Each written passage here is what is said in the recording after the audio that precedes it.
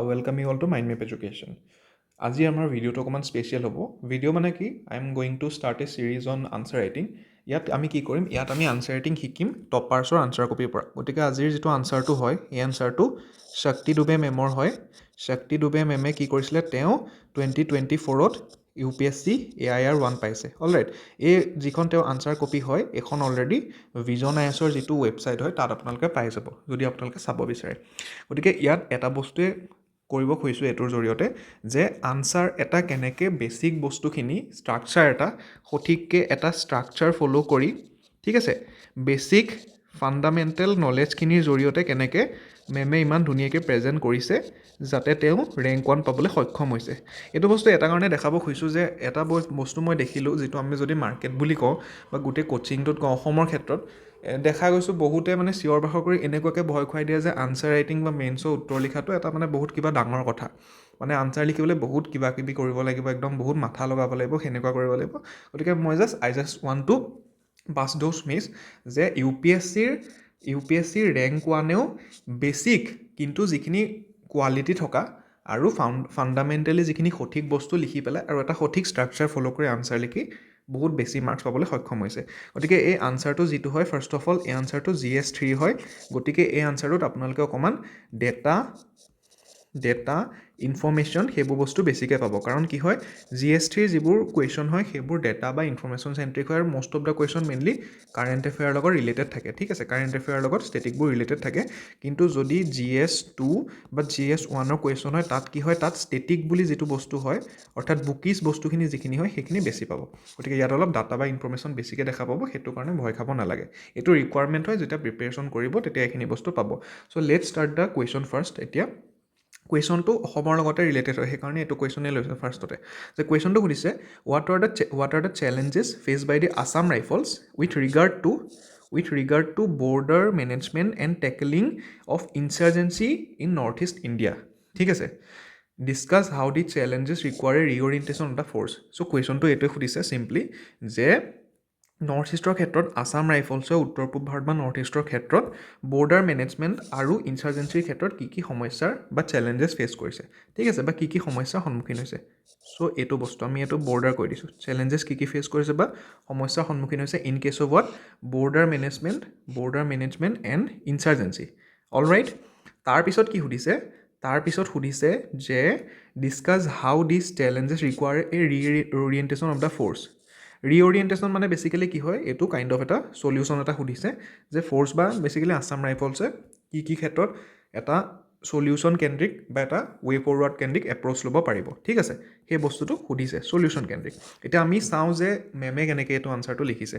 তেওঁ একদম ফাৰ্ষ্টতে এটা ইন্ট্ৰডাকশ্যন দিছে। এতিয়া বেছিকেলি কি হয়, আনচাৰ এটাত মই যিমানেই আনচাৰ ৰাইটিঙৰ ভিডিঅ' বনাইছোঁ কৈছোঁ যে আনচাৰ এটাত মেইন যিটো ষ্ট্ৰাকচাৰ হয়, that is called the IBC structure. I মানে কি হয়, আই মানে হৈছে ইন্ট্ৰডাকশ্যন দিবই লাগিব আনচাৰ এটাত, ঠিক আছে। তাৰপিছত হ'ব লাগিব কি, বডি হ'ব লাগিব। বডি মানে কি, তাত যিটো মেইন বস্তু সুধিছে সেই ডিমাণ্ডটো কুৱেশ্যনটোত যিটো সুধিছে সেইটো ফুলফিল হ'ব লাগিব, ডিমাণ্ড অফ দ্য কুৱেশ্যন। আৰু চি মানে কি, কনক্লুজন এটা দিব লাগিব, ঠিক আছে। এই গোটেই ষ্ট্ৰাকচাৰটো ফ'ল' হ'লেহে আপুনি মাৰ্কছখিনি পাব। এতিয়া মেমে কি কৰিছে, মেমে কি ইন্ট্ৰডাকশ্যন দিছে সেইটো আমি চাওঁ আৰু কেনেকৈ দিছে সেইটো চাওঁ, ঠিক আছে। এইটো মই লিখি দিছোঁ ইন্ট্ৰডাকশ্যন বুলি যাতে সুবিধা হয়। Alright, introduction. So, Assam Rifles are specialized forces that are placed on the India-Myanmar border, guarding 90% of the northeastern external frontiers. ঠিক আছে, গতিকে এইটো কি কৰিছে যে আছাম ৰাইফলছ যিটো এটা স্পেচিয়েল ফ'ৰ্চ হয় আৰু ইণ্ডিয়া ম্যানমাৰ বৰ্ডাৰত আছে আৰু নৰ্থ ইষ্টৰ প্ৰায় 90% যিখিনি বৰ্ডাৰ হয়, ফ্ৰণ্টিয়াৰ্ছ হয়, বৰ্ডাৰ হয়, সেইখিনি কভাৰ কৰিছে। চ' ইয়াত ইন্ট্ৰডাকশ্যনটো ফাৰ্ষ্ট বস্তুটো চাওক যে ইন্ট্ৰডাকশ্যনটো কি কৰিছে, একদম শ্বৰ্ট এটা ইন্ট্ৰডাকশ্যন দিছে, বৰ বেছি কিবা লিখি থকা নাই, শ্বৰ্ট ইন্ট্ৰডাকশ্যন এটা দিছে, একদম একে উশাহতে পঢ়িব পৰা, আৰু তাত এটা ডেটা দি দিছে 90%, আৰু ইণ্ডিয়া ম্যানমাৰ এইটো উল্লেখ কৰিছে, ঠিক আছে। অলপ ডেটাও দি দিছে যে এইখিনি বস্তু হয়। চ' ইয়াত কি কৰিছে, এই বুলি লিখি থকা নাই যে আছাম ৰাইফলছৰ বিষয়ে কিবা কিবি একদম বহুত বেছি লিখা নাই, নৰ্মেল এটা দিছে যে it is a specialise force.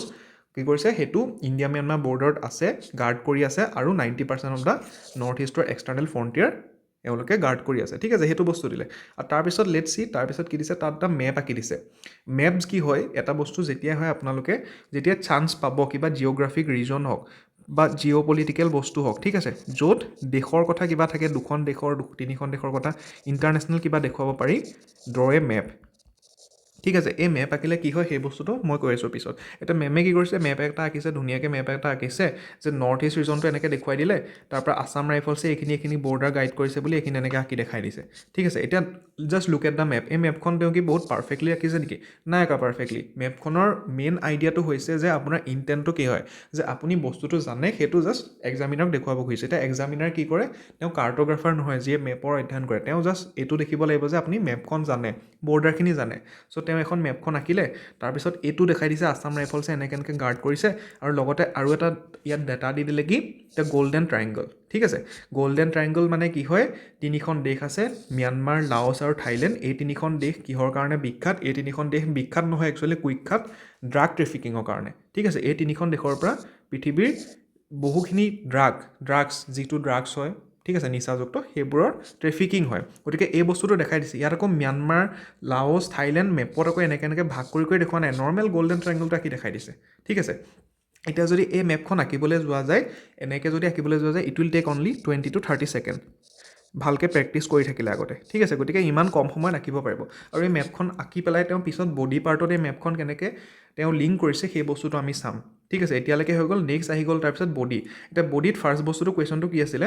First বস্তুটো আছিলে কুৱেশ্যনটোৰ পাৰ্টটো যে চেলেঞ্জেছ আছে, চেলেঞ্জেছখিনি লিখিব লাগে।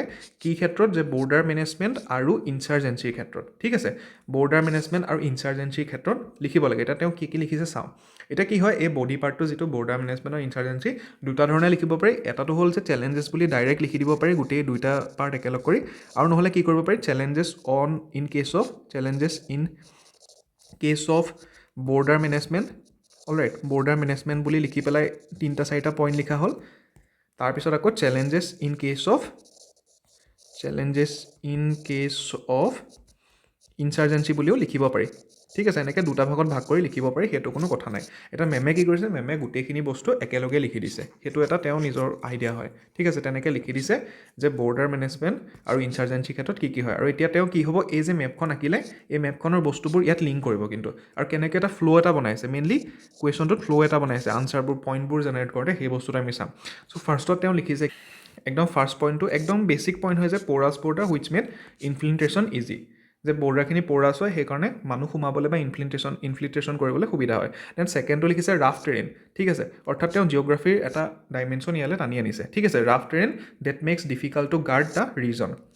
অলৰাইট, তাৰপিছত কি কৰিলে, তাৰপিছত লিখিছে যে lack of proper border infrastructure, একদম বেছিক ফাণ্ডামেণ্টেল পইণ্ট যে বৰ্ডাৰ ইনফ্ৰাষ্ট্ৰাকচাৰ নাই। এতিয়া কি কৰে, ইয়াত আপোনালোকে যদি বিচাৰে এনেকুৱা হেৰিয়ত এক্সাম্পল দি দিব পাৰে যে কি ইনফ্ৰাষ্ট্ৰাকচাৰ নাই, যে কাটা তাঁৰ নাই।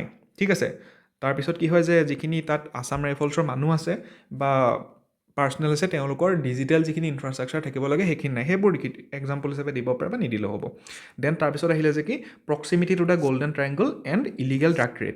এই বস্তুটো কি হ'ল, অলৰেডি যিহেতু গ'ল্ডেন ট্ৰাইংগলটো দেখাই থোৱা আছে ওপৰত, ঠিক আছে, ড্ৰয়িংটোত দেখাই থোৱা আছে, গতিকে আকৌ দেখাবৰ প্ৰয়োজন নাই। এতিয়া কি হ'ব, এক্সামিনাৰ যেতিয়া ইন্ট্ৰডাকশ্যনটোৰ পিছতে এই মেপটো চালে, তেওঁ গ'ল্ডেন ট্ৰাইংগল দেখিলে ন মেপৰ লগত, এতিয়া এই বস্তুটো মনত তেওঁ থাকি গ'ল, একদম থাকি গৈছে। যেতিয়া তেওঁ 1 মিনিটৰ পিছত এই পইণ্টটো দেখিব, proximity to the golden triangle and drug trade, এই বস্তুটো দেখাৰ লগে লগে সেইটোৰ লগত লিংক হৈ যাব। চ' এটা চাইক'লজিকেল ইম্পেক্ট পৰিব, আৰু তেওঁ ভাবিব একদম বহুত ধুনীয়াকৈ এইটো এক্সপ্লেইন কৰা হৈছে, আৰু সেইটোৱে আল্টিমেটলি কৰা হয়। কাৰণ আপুনি 6 মিনিটত বহুত বেছি এক্সপ্লেইন কৰিব নোৱাৰে, তেনেকৈ কিছুমান বস্তু মেপ চেপৰ জৰিয়তেও দেখাব লাগিব, গতিকে সেই বস্তুটো ইয়াত লিংক কৰিছে। তাৰপিছত যদি চাওঁ, সেই ফ্ল'টো ৰাখি পেলাই, ড্ৰাগৰ ফ্ল'টো ৰাখি পেলাই দি দিছে কি হিউমেন এণ্ড ড্ৰাগ ট্ৰেফিকিং, সেই পইণ্টটো আকৌ এটা দি দিছে। ঠিক আছে, দুটা ডাইমেনশ্যনত দেখাই দিছে বস্তুখিনি। দেন এই 5 নম্বৰলৈকে যদি চোৱা যায়, পইণ্টখিনি কি হয়, পইণ্টখিনি কাইণ্ড অফ ওৱান ডাইমেনশ্যনেল হৈ আছে, গোটেইখিনি GS3ৰ যিখিনি ডাইমেনশ্যন হয় ইণ্টাৰনেল ছিকিউৰিটি তাৰে হৈ আছে। সেইকাৰণে তেওঁ আৰু এটা ডাইমেনশ্যন লৈ আনিলে GS2ৰ পৰা। ঠিক আছে, GS2ৰ এটা টপিক আছে ফেডাৰেলিজম, তাৰ পৰা লৈ আনিলে যে federal issue S Assam rifles R central police force, যে ফেডাৰেলিজমৰ ইছ্যুটো ইয়াত লৈ আনিলে, কাৰণ তেতিয়া কি হ'ব, যে তেতিয়া এক্সামিনাৰ পইণ্টখিনি চাই আছে নহয়, এনেকৈ চাই আছে, তাৰপৰা দেখি যাব এইটো পলিটিৰ এটা ইছ্যু ইয়াত আনি সোমোৱাই লিংক কৰি দিছে, মানে সেই কানেকশ্যনটো বিল্ড কৰিব পাৰিছে এক্সামিনাৰ, সেই বস্তুটো ইয়াত প্ৰতিফলিত হ'ব।